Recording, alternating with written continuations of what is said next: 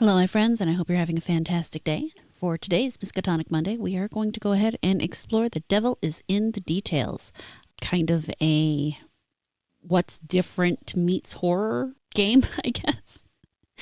Think of the Sesame Street segment, one of these things is not like the other, only it's in a horror game. Let's go ahead and look at the about this game. Can you survive the devil's game? And The Devil is in the Details, an anomaly detection meets escape room meets survival horror hybrid.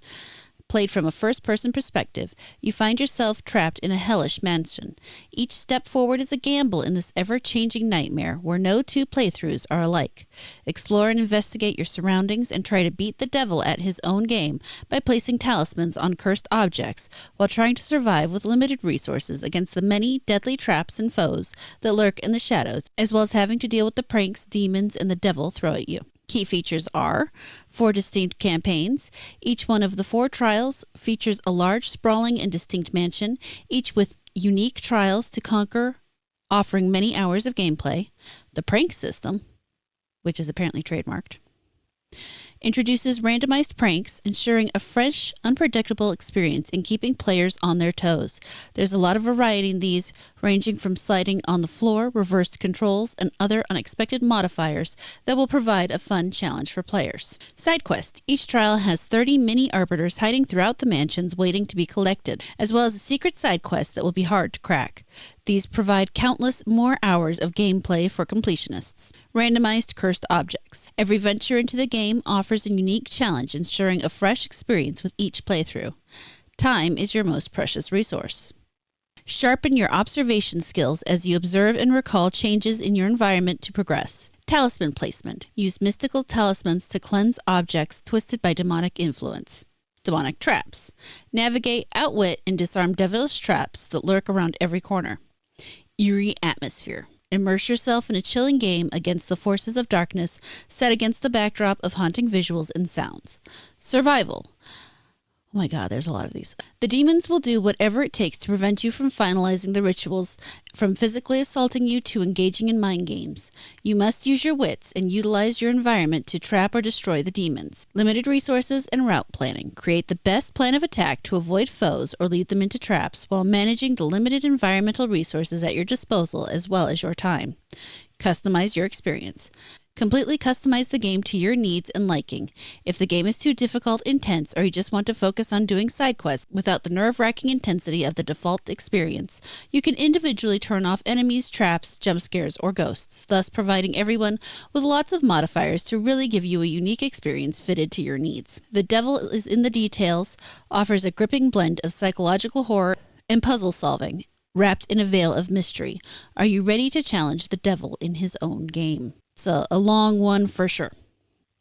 But they were really thorough in describing the game, which I suppose is a good thing. But now that we know what the game is about, let's go ahead and take a look at the gameplay. The Devil is in the Details might be one of the most atmospheric indie games I have ever run into to this point. To emphasize that, I'm going to go ahead and let the intro that they created just play through so that you can really hear how their narrator describes the game and a lot of the noises that accompany it. This is a place where humans like you come and go from time to time.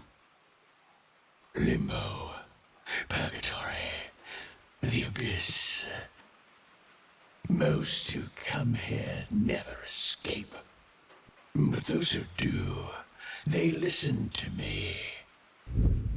I am the Arbiter, guardian of the threshold, and judge of the damned, whose verdicts weave fate and fear alike. Remember this, human. I am your only friend. Your sole ally in this darkness. Heed my guidance, for I am your beacon out of this inferno. To escape, you must win the devil's game. To begin, open my gate. There must be a switch somewhere you can use. Now, unfortunately, that didn't really provide a lot of the atmospheric sounds. There's a lot of them as you sit and listen to the game. You can, for example, hear the rain on the roof. There is even a moment where you approach and you can hear a very loudly ticking clock, which if you interact with it, it definitely ticks. That's not the clock you need to be paying attention to. There are run and crouch mechanics. There are also traps that will slow you down for reasons you'll see just shortly, but there's also some interesting humor, starting out with a poodle picture humor. The beginning has a couple of amusing pictures where they declare that not only are poodles the rulers of the world, but also that one of the poodles is composer as opposed to one of the famous composers that it is pictured with. So after you get everything set, you solve your first little puzzle, and then you start the actual game. Now, the game starts with an observation phase in which you have the ability to highlight what they call cursed objects, which are objects that when you go into the next phase are actually changed. You are tasked with attaching talismans to the objects that have changed, and then after going to the arbiter, you find out if you have found all the objects that have changed or not. Now, in the course of this, you have limited amount of time in each round for the observation phase, and then what they call the ritual phase. If you are caught in these traps during one of these phases, it slows you down. Now, as the game becomes more difficult, slowing you down can severely hurt you as you need more time to plan your path and remember what has changed or not. You can see in the lower left-hand corner how many talismans you have for each round. Each round increases it by one, and so on and so forth. You go back to the arbiter, and the arbiter tells you how well you've done. It's done through with the really creepy doll, and of course the use of red and green lights. If you win, you go on to the next phase where they, as I said, they increase the difficulty.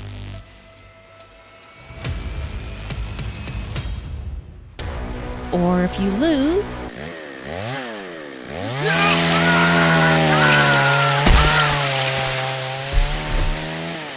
now, in order to increase the difficulty, not only do they add more items, they also start to switch up things randomly on you. The hallways that weren't there before are suddenly there.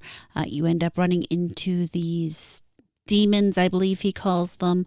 There's some actually really good jump scares. They got me really good once. Unfortunately, my mic wasn't turned up all the way, so on the recording, you aren't able to hear me actually jump and scream, which is not something I do too terribly often.